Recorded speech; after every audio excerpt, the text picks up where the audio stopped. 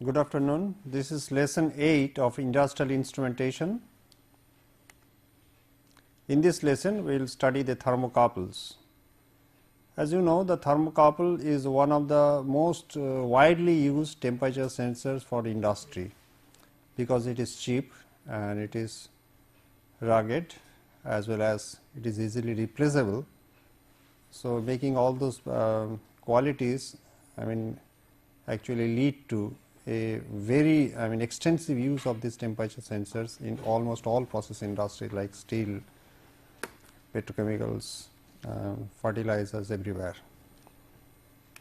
Now, the contents of this lesson will be the principle of working of thermocouple. That means, we will go to the Seebeck effect, Peltier effect and the Thomson effect. Then the laws of thermocouple circuit will explain why this law is necessary, because in many cases we will find that the tables for these thermocouples, not for all thermocouples, are available. Different types of thermocouples and their specifications. This is very important, because if you use any dissimilar metals, obviously you will get the output voltage, but people over the years they have seen that if you use a particular two different metals or alloy of the alloy, you will find that the output will be large. That means sensitivity will be high as well as nonlinearity will be less. Also the signal conditioning circuit, which is to be discussed, like cold junction compensation and all those things.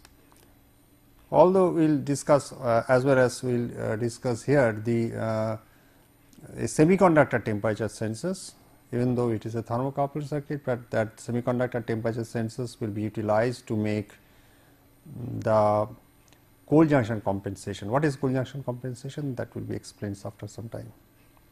At the end of this lesson, the viewer will know thermocouple and lead wires, its range, sensitivity, cold junction compensation, as well as semiconductor temperature sensor that I told you. Now, you see, it is a sensor which relies on the physical principle that any two different metals A and B are connected together, and EMF, that is the function of the temperature, will be developed at the junction of these metals. These expressions we will find E equal to A1 T plus A2 T square plus A3 T cube plus so on, right. Therefore, we can see that this temperature EMF relationship is clearly nonlinear. We will see that most of the thermocouples, it is actually represented, this voltage temperature relationship will be represented by 7 to 8 degree, sometimes even 9 degree polynomial. That means, it will go on A1, A2 up to A9. There are some thermocouples obviously which will obviously have the second or third degree, which can be represented by second and third degree polynomial. Because you see, these are nonlinear term. That is the reason thermocouple, even though it is extensively used in industry, it is always there is a thermocouple charts available. That means, for each thermocouples you need a chart. So, they have to, if you get an unknown voltage from looking at the chart, you can find what is the temperature, what is the unknown temperature. But please note, this is not very it's a very serious problem, because you see nowadays you can have you can build your own ROM where you can correlate between the temperature and EMF. So, the nonlinearity problem can be immediately solved. The values of the constant, this A1, A2 etc., depend on the metals A and B, right. It does not depend on the temperature, it depends on the metals, and it is a constant. You will find this is a constant. So, for the metal is pure or metal is the same type of metal you will use, you will get the same value of A and B, same value of A1, A2, A3, so on. I have, you see here, we have metal A, we have metal B. Okay. Now, T1 is one junction temperature, T2 these two junctions, two different junctions, metal A and metal B has a junction here, metal A and metal B junction here. T1 is one temperature, T2 is another temperature, T1 is greater than T2, and we are writing T1 minus T2 equal to T, temperature difference, right. So, I will get a voltage E, right. Now, there are three EMF present in this thermocouple circuit, right. We have, when two the Seebeck effect, when two dissimilar metals are joined together and EMF exists between the 2 points, that is the function of the junction temperature. This is the most prominent. Okay. Otherwise, you will find the other like Peltier's and the Thomson of all also will exist there, but it is not that prominent. If two metals are connected to an external circuit in such a way that a current is drawn, the EMF may be altered slightly, because if you can use a meter which has a very high mode impedance, obviously it will not draw any current. But if you try to measure the voltage, obviously it will draw some current. So, this will affect it, it will make a Peltier effect. Okay. So, because the EMF will be altered. And if a temperature gradient exists along the either or both of the thermocouple wires, okay, or metals, every time we are saying metals, ultimately you see these are the two different wires, right, which is actually used to make the thermocouple. It looks like, I mean, you see that if I take a blank page, two different wires,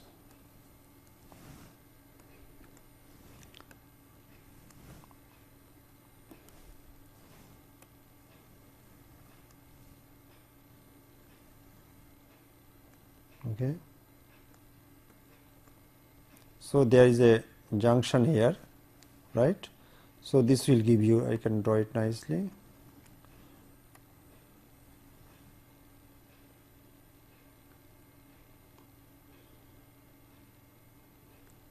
Right. So, this will make the thermocouples. So, suppose this is your metal A, metal B. So, this is our junction.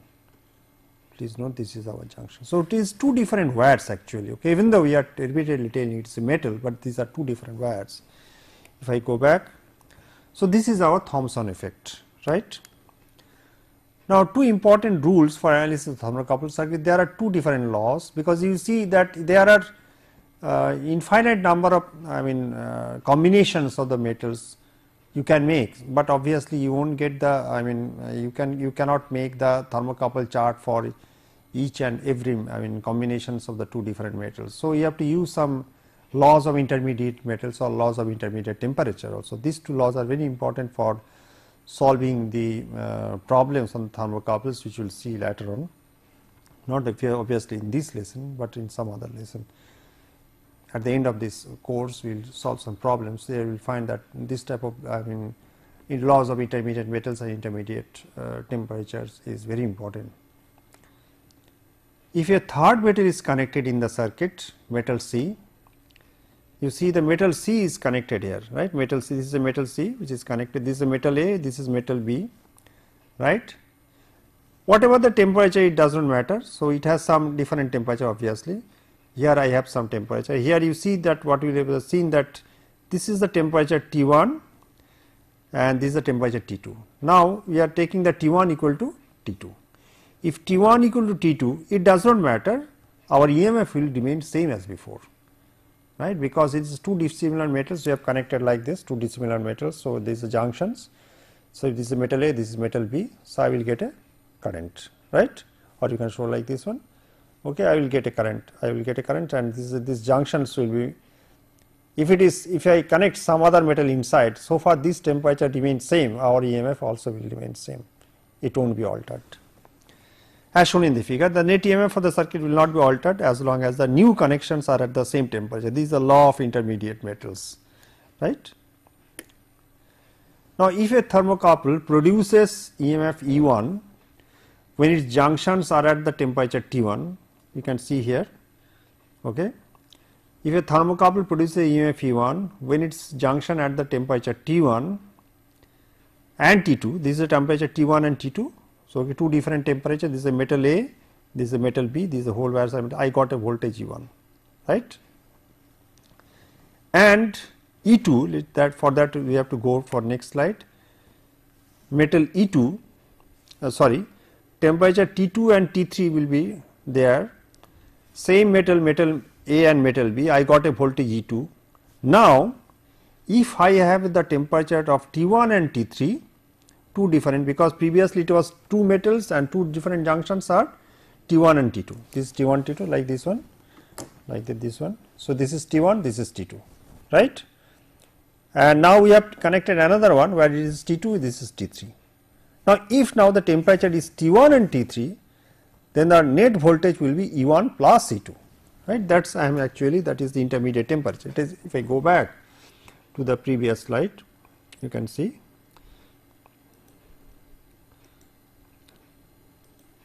See here, if a thermocouple produces EMF E1 and when its junctions are at the temperature T1 and T2 and E2 when at the temperature T2 and T3, then it will produce an EMF of E1 plus E2 if the junctions are at the temperature of T1 and T3.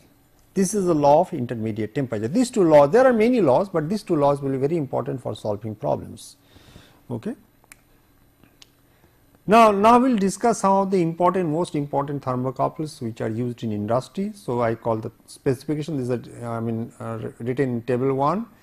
So, this is important because you must know that as I told you, you can make any combinations of two different metals or alloy, you will give an output obviously, but that will not give you our desired purpose, because I need large sensitivity, I need good stability, I need inertness, I need easy replaceability, all these materials. So, depending on that we will find there are 7-8 thermocouples, and some of the thermocouples are very widely used in industry depending on the temperature range, depending on whether the atmosphere is oxidizing or atmosphere or the reducing atmosphere. So, depending on the output voltage you will get from the thermocouple. Please note, thermocouple sensitivity is very poor. So, per degree centigrade change of temperature you will get very small amount of voltage, right. So, you need signal processing for that. So, it is not very that you will get a large voltage, even though the voltage is in the order of millivolt, but the sensitivity is very poor, it is around microvolt per degree centigrade, right. So, all these things are, so large EMF is always a desired properties of a choosing thermocouple. At the same time you will find that the linearity, stability is always very important, it should be inert, like platinum, rhodium, you will find that it has the lowest sensitivity, is around 10 to 12 microvolt per degree centigrade, but however you will find its advantage is inertness, it does not react with any other, because it can work very nice in the in hostile environments also, right. So, you see this and another important thing is the industry, they do not mention the thermocouple by name, they do not say chromel constant and copper constant and iron constant, platinum, rhodium, they do not call. Usually they give a type name. So, it is accepted for the any process industry over the years. So, we also give the typical name or type, I will say, of this particular thermocouple. So, when you say that the type K, that means you must know this is a chromel alumel thermocouple. You see here this is a type K. So, this means it is chromel alumel thermocouple. What is chromel? Chromel will be positive, alumel will be negative. That means what does it mean? That means if I take a blank page, it will be more easy. You see it is if I take like this one, this is our thermocouple, right. So, suppose this is chromel and this is alumel. So, this will give a positive voltage, the positive side of the voltage will be. So, the thermocouple output is a pure DC voltage, right. So, there should be some polarity will be there. So, which is positive, this is negative. This is very important while you will see the lead wires connections and all those things. Now, please note another thing while I will discuss the specifications. In the thermocouples you need the lead wires. The lead wires means that you see that some of the thermocouples are very expensive, like platinum, rhodium, and you cannot you cannot install your instrument or voltmeter very near to the point of measurements. It might be far away, it might be 2 meters, might be 3 meters, even sometime more, right. In that type of situation, suppose I have a boiler which has a temperature of suppose 400 degree centigrade, I cannot install a meter very close to that, it is not possible also, you have to transmit that signal over a long distance, or even just if you have a monitoring instruments, it must be you must measure the voltage. Suppose it is a monitoring, it's in the case of transmitting that is different, but if it is simple monitoring instrument, I measure the voltage. If I want to measure the voltage, I cannot install this voltmeter very close to the boiler, the meter will be out of order, meter will be damaged. So, there should be some wire, okay, some distance of wire, suppose 2 meter, 3 meter. Now, the problem is that you will find that if you have a if you have a a thermocouple or platinum rhodium type, you cannot install a platinum rhodium lead wires, okay, because it will increase the cost of the entire system, because thermocouple is available if you like this one. So it is a terminal will be available here, right. So you connect the lead wires there. Now it will come to your voltmeter. So you will get a voltmeter, is not it? So you will connect a voltmeter there. So this is a certain distance here. This is certain distance you will find around, suppose like some few meters. Okay. So I need, people suggested some a particular class of, for each thermocouple wires there is a particular type of lead wires also have been recommended. Now you cannot change the lead wires. If you change the lead wires, you will find your calibration also will go wrong. You cannot flip also the lead wires. I will show you what is that. Now you see here, this is a chromel aluminum thermocouple, and it can be represented by 8-degree polynomial. What is that? We have already told, thermocouple Z equal to A1 T plus A2 T square, so on. So in the case of this type of thermocouples, so A1 8. After that it will be insignificant, the coefficient, so I can ignore that thing. So it can be represented by the 8th degree polynomial, right. Its application is basically minus 200 degree centigrade to 1300 degree centigrade, and the main application, however, is from 700 to 1200 degree centigrade in the reducing atmosphere. That's I told that it should be a, you must mention whether it is reducing or the oxidizing atmosphere. Total voltage swing, that means for this change of temperature, that means from minus 200 to 1300 degree centigrade, I will get a voltage swing of 56 millivolt. Now typically you will see that the thermocouple, this sensitivity of the thermocouple, you will find it varies, that means per degree centigrade change of temperature, how much voltage change I will get at the output of the thermocouple, that is called the basic sensitivity of the thermocouple. It varies from suppose in the case of platinum rhodium 10 to 12 microvolt to 60 microvolt per degree centigrade maximum, not more than that. Lead wires, as I told you, you see it is recommended, that means iron copper nickel alloy. You see here this iron copper nickel, that means in the lead wires iron should be connected to chromel and copper nickel alloy should be connected to the alumel, right. Similarly, there are two options. You can use, instead of iron copper nickel alloy, you can use copper and constantan.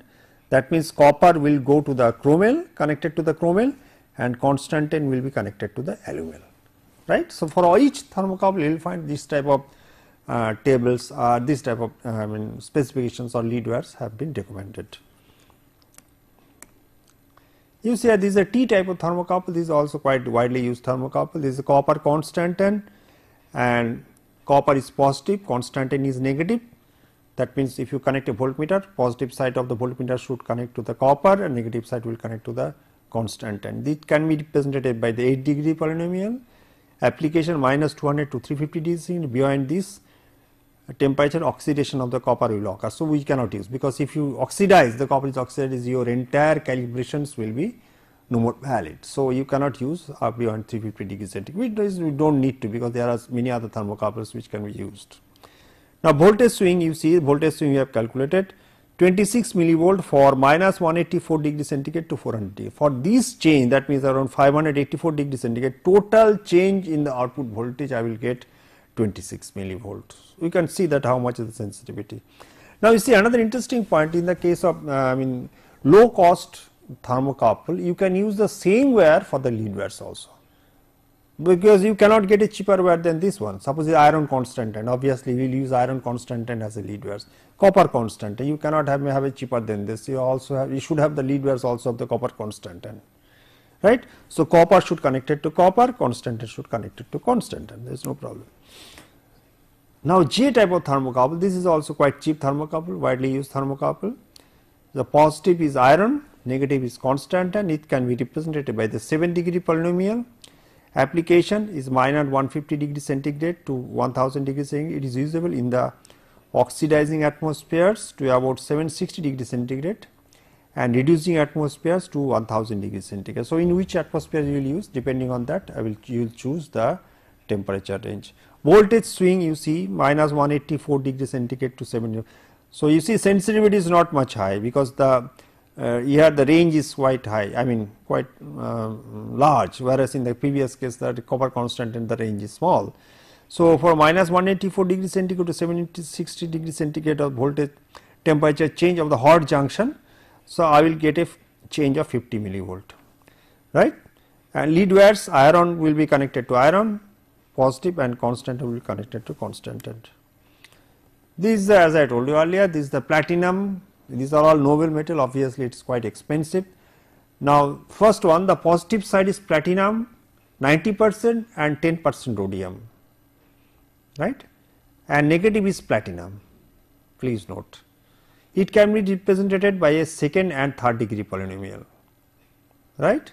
Now, main features of its chemical inertness, stability at high temperatures and its oxidizing atmospheres. Reducing atmospheres cause rapid deteriorations and high temperatures, and typical ranges should be 0 to 1538 degree centigrade. Voltage swing is 60 millivolt. Now, copper in the case of platinum rhodium thermocouple you cannot use the same, it is expensive, we use copper and copper nickel alloy.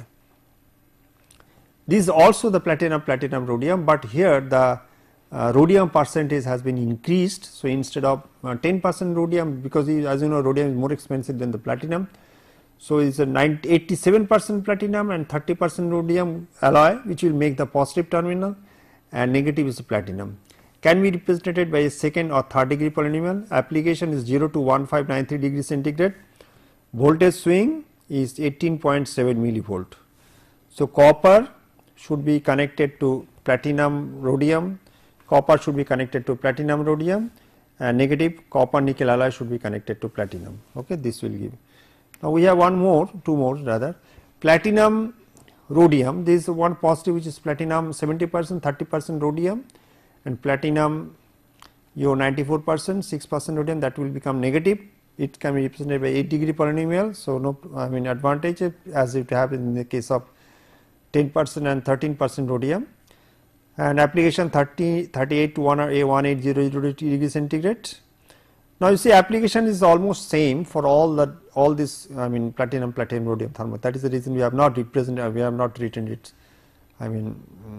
repeatedly, but it is same, right, as it happened in the case of first slide of platinum rhodium thermocouple. So, same, the lead wires are copper nickel alloy. Now, E chromel constant, and this is actually rather it is a newer thermocouple which has its sensitivity is the highest, please note, it is very high. So, it is 0 to 980 degrees 82, but it is a 9 degree polynomial, and 75 millivolt for this range. Voltage swing will 75 millivolt. So, it is quite high, that inside it is more than around 65 microvolt per degree centigrade, highest in fact. So, iron constant and other lead wire. So, iron should be connected to chromel and constant should be connected to constant, right. Now, what is constant? Constant is an alloy, it is 55% copper, 45% nickel, chromel is 90% nickel, 10% chromium, aluminum is 94% nickel with 3% manganese and 2% aluminum and 1% silicon. Now, typical sensitivity is 10 microvolt to 60 microvolt, that I told you earlier. Now, cold junctions, you see the thing is that in the cold junction, that means in the industry you are while you are making this making a thermocouple, hot junction will be the measuring junctions and cold junction is supposed to be at 0 degree centigrade, right.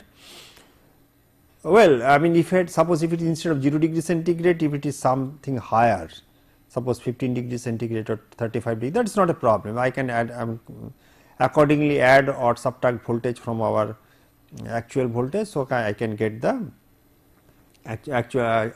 voltage, actually the voltage for 35 degree centigrade of the hot junction, cold junction. But the problem is if the cold junction temperature varies, it is not possible, it is not it, because you cannot maintain the cold junction at a constant temperature. Summer will be one temperature, in the winter there will be some other temperature, in the monsoon there will be some other temperature of the cold junction. Measuring junction is something different because you are measuring that particular temperature in which you are interested. So, but I am not interested to know there should not be any variations of the output voltage for the change of the temperature of the cold junction. So, I must have some sort of mechanism by which that I must correct the voltage output from the thermocouple, right. So, that is called the cold junction compensation of a thermocouple circuit. If ambient temperature variations of the cold junction can cause significant errors in the output of the thermocouple pair, there are two alternatives, right. One is maintain the cold junction at a constant temperature by some technique as an ice bath or thermostatically controlled oven, okay, or subtract a voltage that is equal to the voltage developed across the cold junction at any temperature in the expected ambient temperature range, is not it?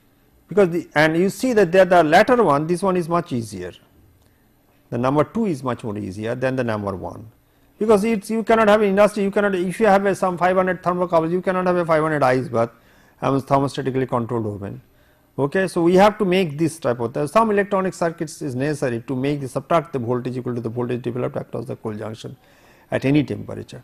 So it will automatically nullify the variations of the cold junction temperature. Now, in this context I must discuss one junction semiconductor sensor, actually that is utilized, widely used for in industry for making the cold junction compensation. This is developed by the analog devices. Now, you see the junction diodes are well suited for temperature measurement. The junction potential of a silicon transistors and diodes changes at about 2.2 millivolt per degree centigrade over a wide range of temperature, 2.2 millivolt per degree centigrade. This property can be used as the basis of an inexpensive sensor having fast response, even though it is used as a temperature sensor, but I will use this particular property of the semiconductor junction diode to make my cold junction compensation of the thermocouple circuit. Now, analog device 8590 is a 2 terminal temperature sensitive current sources, right. It is a current source which passes a current numerically equal to microampere to absolute temperature when excited by a voltage of 4 volt to 30 volt at a temperature between minus 55 degree centigrade to 150 degree centigrade. You see, this is a quite wide range. I can measure a temperature suppose of 700 degree centigrade, that is quite obvious, but obviously the cold junction actually temperature does not vary between, it is a quite, it won't go below minus 55 degree centigrade, neither it will go above 150 degrees. This is a quite wide range, I should say. Usually what it happens in our tropical country, that temperature will vary, suppose 7 to 8 degrees centigrade, which is very cold, to suppose 40 degrees centigrade. So, with this temperature range I can make very nice cold junction compensation by these devices. Now, this is a symbol of the constant current source. You see its range is minus 55 degree centigrade to 150 degree centigrade, which equivalent to 218 Kelvin to 423 Kelvin, and it will give you for this Kelvin temperature 218 microampere to 423 microampere. So, that means for 1 microampere 1 Kelvin change, I will get 1 microampere change in the current. This is in a simplified circuit of the cold 8590. You see the two transistors, this IT is divided in two half, Q3 Q4 and Q2 Q1, and there is a resistance R. The details is coming next. If the transistors Q3 Q4 are identical, the current IT is divided into two equal parts, IC1 and IC2. Okay, let us go back. So, we can go. So, IC1 and IC2, okay, it is going in IC1 and IC2,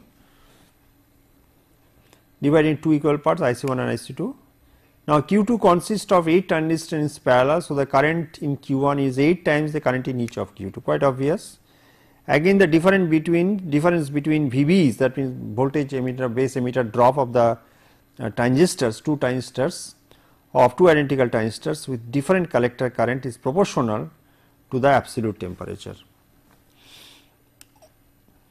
Now, I can write that Vt equal to Vb1 minus Vb2 equal to, that means base emitter drop of the two transistors, Kt by Q, natural log I1 by I2 equal to K by Q. If you put all this K, Q, Boltzmann constants, then electronic charge, all the values, you can put natural log, because I1 and I2 is ratio is 8. So, natural log 8t. So, if putting all the values of the Boltzmann constant and the electronic charge, I will get 179 10 to the minus 6 into t is the temperature into volts, right. Now, the Vt is the voltage across R and is thus proportional to the absolute temperature. Therefore, the current through R, that means that resistance IC2 must also be proportional to the absolute temperature. Since IT equal to 2 IC2, the total current through the device IT must be proportional to the absolute temperature, and if R equal to 358 ohms, then obviously what will happen, you will find the IT by T current for by temperature, it will be 1 microampere per Kelvin, right. So, using this property, so people are making. So, following figure will show that a simple application means the variation of the cold junction voltage of the type J thermocouple iron constant N is compensated by a voltage developed in series by the temperature sensitive output current 8590. You see, this is our circuit, is a very common circuit used in all laboratories, all industries. The temperature ranges minus 15 degrees centigrade to 350 degrees centigrade. That means, you see this cold junction is very close to the 8590, right. This cold junction temperature may vary, and this is the measuring junctions. This is my measuring junctions and this is my cold junctions. Let me take okay.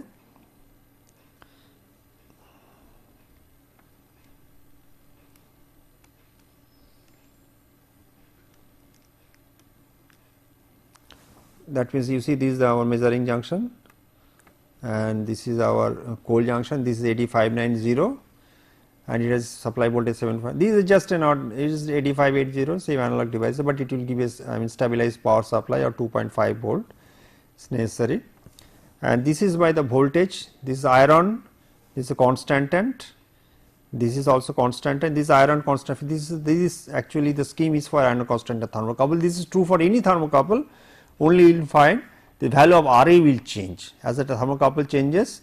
This value of Ra will change, right. Otherwise, it is the same circuit for everywhere. That means, this 52.3 will be different for different thermocouples. I will show you the different charts. That means, this AD 590, so this will give you current. So, I believe this will be my output voltage. See, so this voltage will be even we can show you experimentally. If I change this cold junction compensation temperature, cold junction temperature, this is a cold junction, because this is our cold junction, this is 8590. Even though I mean, if the measuring junction does not change, temperature does not change, you will see that the output voltage will not change, right.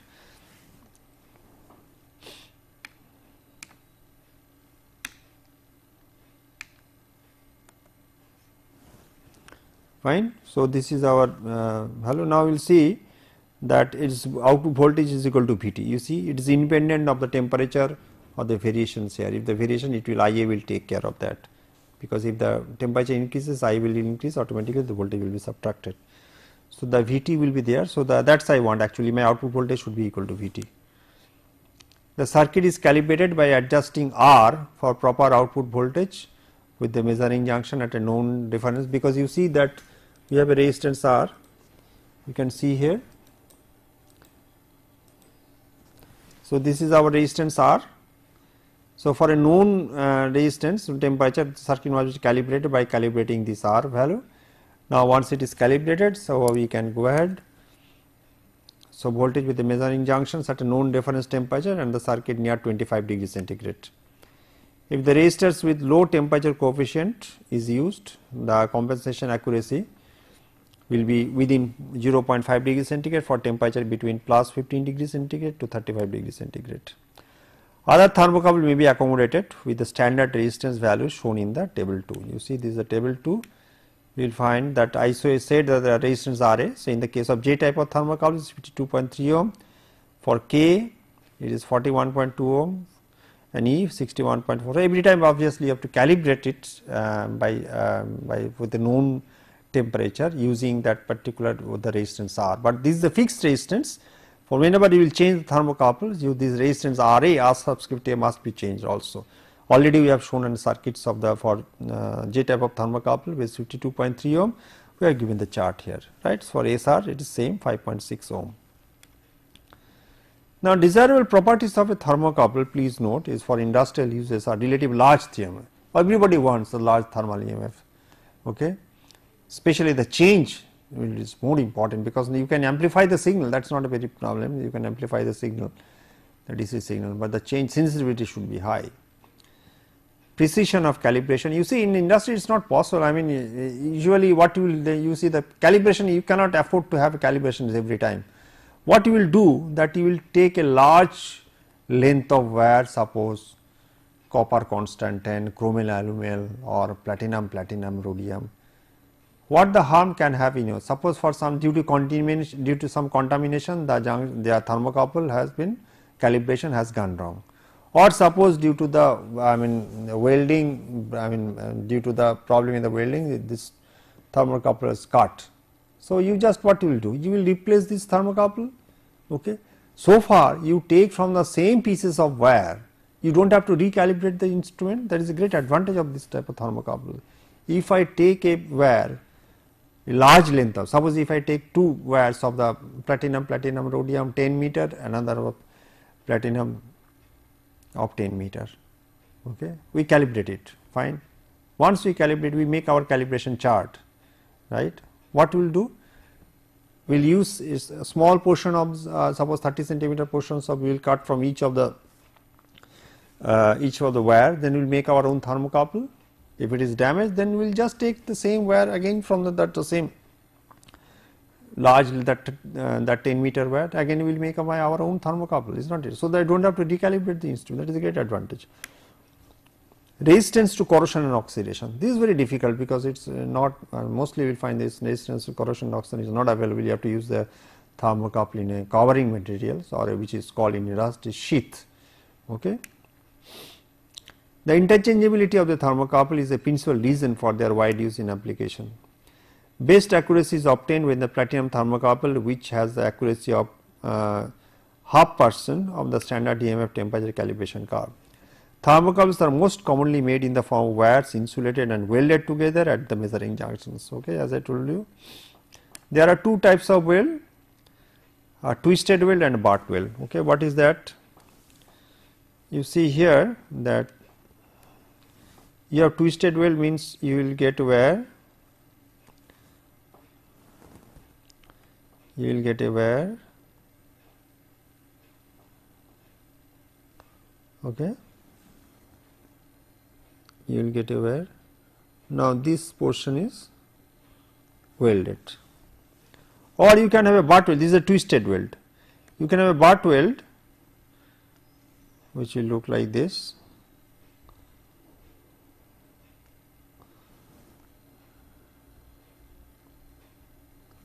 This is a butt weld. Okay, so there are two types of weld available.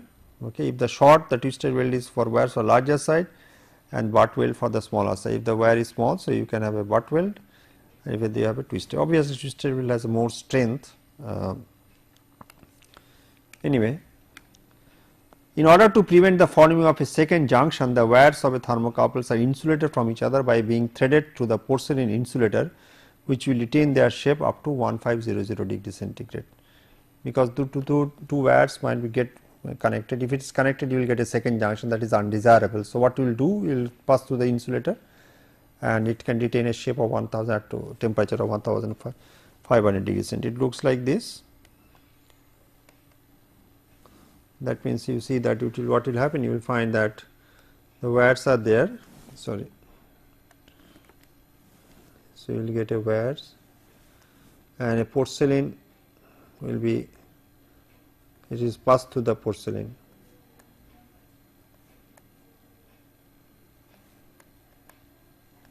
That means it looks like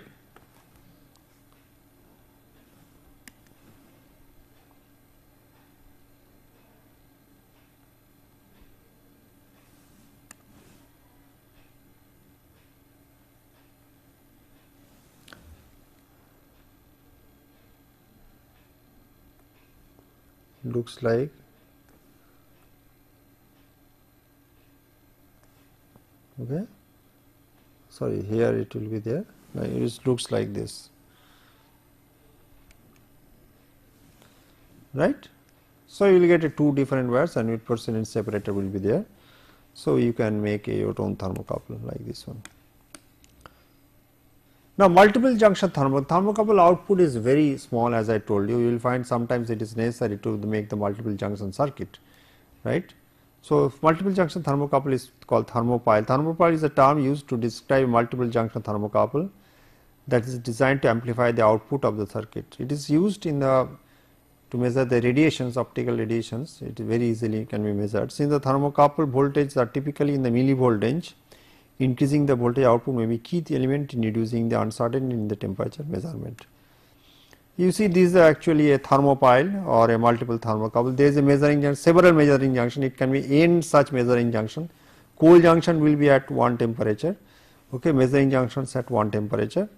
So, this is a reference junction. So, what is the output? Output will be the n times the voltage of the single thermocouple, because they all are in series, right. So, I will get obviously large output, right. So, that is actually the thermopile, or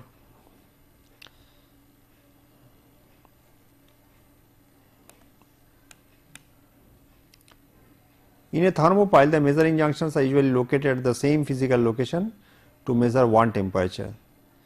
Above figure shows a thermopile for providing amplified output. In this case, the output voltage would be n times the single thermocouple, where n is the number of junctions in the circuit. It looks like this. That means, if I take a you will find the thermopile, actually what they do, they make a like this one.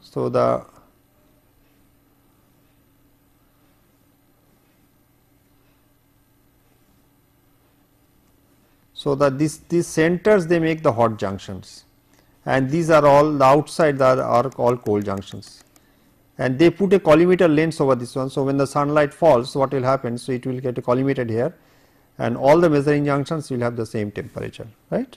So, this type of bolometer is available for optical radiation measurements and the sun rays measurements and all these things. In transient measurements, the thermopile may have a more limited frequency range, because obviously you can see that due to increased thermal capacitance, the time constant of the thermocouple will be increased. Now, you see, thermocouple is, you can use it for a very fast measurement, because for dynamic temperature measurement. If you look at the time constant, the time constants of the thermistor is very small. Thermocouple is obviously high, but it is obviously, I mean, higher than the thermistor, but you can utilize it for making the fast measurement also. But the problem is that thermocouple you cannot use as a bare, you need some covering material or sheath material. So, if you use any sheath material, obviously what will happen, the time constants of the thermocouple will increase, and the response time, as we know that if the time constant increases, the response time will be increased. So, it will take more and more time to find the steady state value of temperature. So, thermopiles are particularly useful reducing the uncertainty in measuring small temperature differences between the measuring and reference junctions. Thermocouple sheath, it is a thermocouple junctions are prone to contamination by gases, liquids and other metals. So, what you see, it looks like this. So, we have I have a thermocouple, sorry.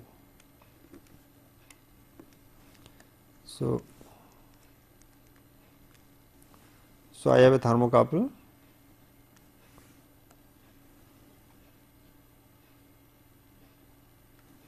Okay.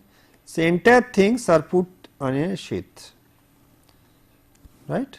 So, this is our thermocouple TC and this is our sheath.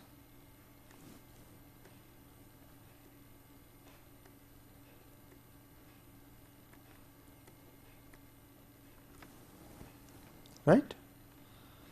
So, obviously, it will increase, it will protect your thermocouple from any hostile environment, suppose any corrosions, for that type of things it will protect your thermocouple, but it will increase the time constants of the system. The metals contamination alters the thermoelectric behavior of the device such that its characteristics varies from that published in standard tables, because the calibration changes, everything will be changed. So, some of the common sheath materials, we see the mild steel, it can withstand temperature of 900 degrees centigrade, fused silica, it can withstand of temperature 1000 degrees centigrade, recrystallite alumina 1850 degrees centigrade, magnesia 2400 degrees centigrade, thoria 2600 degrees. Effect of the sheet on time constants of the thermocouple. Obviously, if you increase, time constant will increase. Now, grounded thermocouple, you see thermocouples are influenced by the external effects. Prime examples of the external effects not always considered are the effects of electric and magnetic fields, crosstalk effects, effects connected with the common mode voltage rejection. Now, a brief review of this follows that the voltage sources are capacitively coupled. This all actually occurs when you measuring the dynamic temperature measurement. Usually for the steady state temperature measurement, this is not very much important, but in some cases you may have two thermocouple wires which is going side by side. So, what is the influence of the measurements in the dynamic measurements of temperature, that is to be studied. Parasitic capacitances and causes an alternating noise signal to be superimposed on the desired signal. The noise is minimized by the shielding the thermocouple extension wires and grounding the shield, right. Now, magnetic fields radiated from the current carrying conductors produce noise current and hence noise voltage in the thermocouple circuit. Now, magnetic noise is minimized by twisting thermocouples extension wires. Adjacent pairs of a multi-pair cable tend to pick up noises when pulsated DC signals are transmitted, as I told you. Now, crosstalk noise is minimized by shielding the individual pairs of thermocouple extension wires. Electrical connections made between the thermocouple and the grounded instrument may introduce common mode noise if different ground potential exists along the wire path. Common mode noise is minimized by grounding the thermocouple and shielding at a single point as close practical to the measuring junction.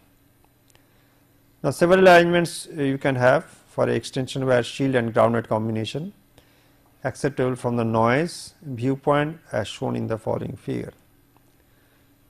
Now, see that is one junction, you will find that this junction has been grounded, right. Several acceptable properly grounded circuit when the measuring junctions are grounded to the sheath. Measuring junction is not grounded, but it is grounded to the sheath, and you see that this the extension shield. There is extension shield because to protect your environment, protect your thermocouple extension wires from the external electrical circuits, electromagnetic fields. This is to be grounded because any electrical wires once you have shielded it, whether you almost all of you have used an oscilloscope, you have seen that the oscilloscope very sensitive devices. Whenever we measure any voltages, we cannot give a bare wire like this one. There is a shielded cable through which the signal will go, right. So, that shielding is very much necessary, because the shielding, and if you shield that wire and if you two wires and if you ground that shield, obviously all the problems of the parasitic capacitance can be easily eliminated. Any capacitively coupled signal also can be grounded easily. This is another alternative arrangement. You see is alternative grounded circuit. You see here the thermocouple is not grounded, but the sheet is grounded, and you see this one of the junctions, either P type of materials or N, has been grounded also. So, this is another from a grounding circuit which is used in the ungrounded measuring junction. Now, thermocouple, you will see that it is extensively used because of the because it has a problem. Problem means it is a nonlinear devices. Obviously, all the temperature sensors except RTD, you will find that are nonlinear. A thermistor is highly nonlinear. For a very short range, I think very short range, you can assume the thermocouple is linear, but in all the cases you will find always for any unknown temperature I have to refer. In the case of thermocouple, I have to refer to the thermocouple chart. That means there is temperature, EMF chart is available, usually available in some published by some national laboratory or something like that.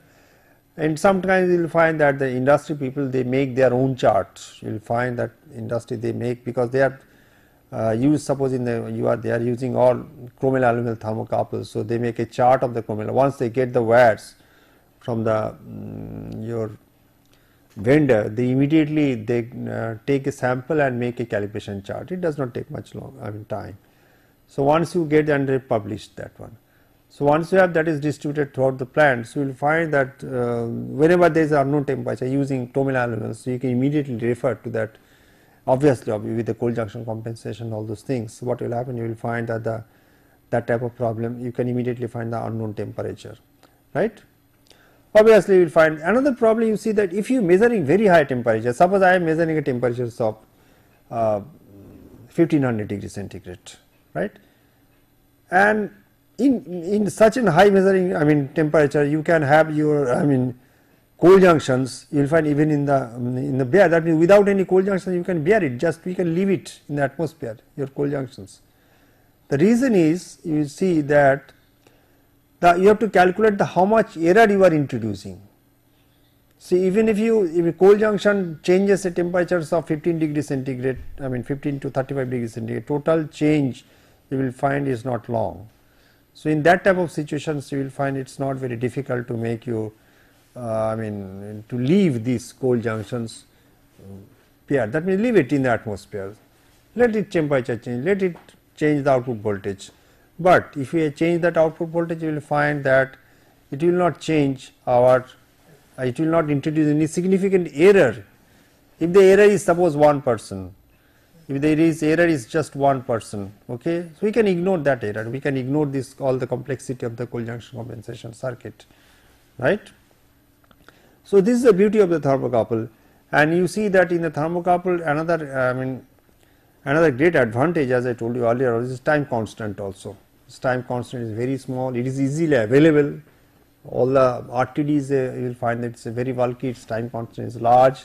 Thermistor is semiconductor devices, its calibration is problematic. Two different semiconductor having the same amount of resistance is also very difficult to achieve. So all those problems are not there. That is the reason over the years we will find it is most widely used. Temperature range, up to suppose 1700 degrees centigrade or 1800 degrees centigrade. I should say I am not that, I should not go to that high temperature. Suppose 1500 degrees centigrade, I can easily use thermocouple. Obviously, if you have to go higher temperature, suppose above 1800 degrees centigrade or 2000 degrees centigrade, we have optical pyrometer sort of temperature measuring devices. Otherwise, for the temperature range, typically industrial range, suppose from 500 to 800 or 900, 1200 degrees centigrade, I can easily use thermocouple. But please note that all the things you have to do, even though we are saying of thermocouple, what about the associated circuit? That means compensation circuit, then your the sheath materials which must withstand that temperature. No, usually you will find no thermocouples used in beer. Always there will be sheath, because you don't know, you might have you might be interested to measure temperature of the hot sulfuric acid. You cannot use that type of, you cannot use copper constant and iron constant, it will immediately react, pair copper constant, iron constant thermo immediately react with that acid. So I have to put that thermocouple in a sheath material like steel mill, so it will not react with the acid. That will lead to our safe measurements of the thermocouple of temperature. So with this I come to the end of this lesson, that was lesson 8 on thermocouple.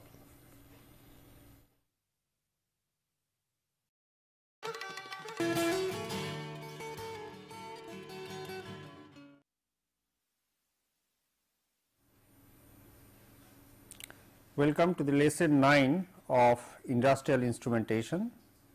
In this lesson, we will basically cover one of the most important temperature sensor, that is resistance temperature detector. Okay.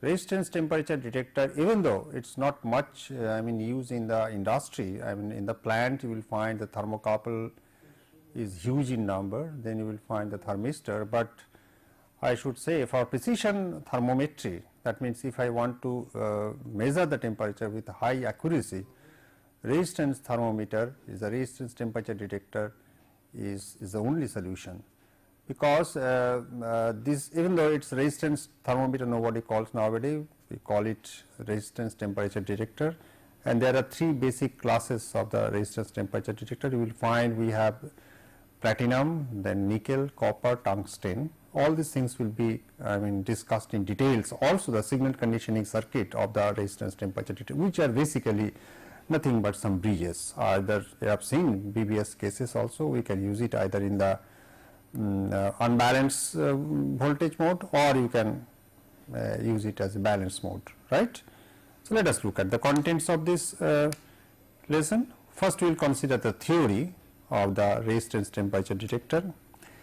Then we will discuss the measuring bridges, what are the different measuring bridges in the resistance temperature detector. Then we will see the construction, what is the basic constructions of the resistance temperature detector. So obviously at the end of this lesson, the viewer will know details of platinum RTD, then its signal conditioning circuits, its construction. So this is a circuit, you see this RTD is connected to the bridge by a 3 wires. You see 3 wires means, you see here there is one wire, there is another wire, there is another wire. Now interestingly you see this R3 now is no more in the bridge. R3 is in the bridge, but the contact resistance is not in the bridge circuit, it is in the galvanometer circuits or in the detector circuits. Ultimately it is the galvanometers, or you can say it is just a multimeters or voltmeter, is not it, right. So if there is little increase in contact resistance or little decrease in the contact resistance, nothing will happen. What it will do? It will simply make your bridge more sensitive or less, your detector more sensitive or less sensitive. Usually use it, is not it. Suppose in the case, some cases I want to use a milliammeter in a bridge circuit which is carrying a current of suppose 500 milliampere, even though our detector circuits can read 10 milliampere. Usually we use a shunt, is not it, right. Use a shunt, and once I am very close to the measurements, so I remove the shunt, so that because I know that bridge is almost balanced, there is a little chance of passing a large current through the bridge or through the detector. So that type of situation will arises. So any contact resistance will not, this contact resistance will no more in the bridge circuit, so no calculation, nothing, whatever the bridge balance equation will write, that will be absolutely correct, but it will be in the detector circuit. So it will make detector more sensitive or less sensitive, it does not matter. It is nowhere coming to picture. So I am denoting some current because we have to calculate something. This I2, which is a resistance, which is the current through the resistance R2, I4 is the current through the resistance R4, and at balance this I4 is also flowing through RT, and since it is no current is flowing through the detector in balance, and also this I2 is flowing through this R3 as well as through R1 back to the battery, right. This is called the RTD is connected to the bridge by the 3-wire method. So this is all about your RTD, one of the most accurate temperature sensors.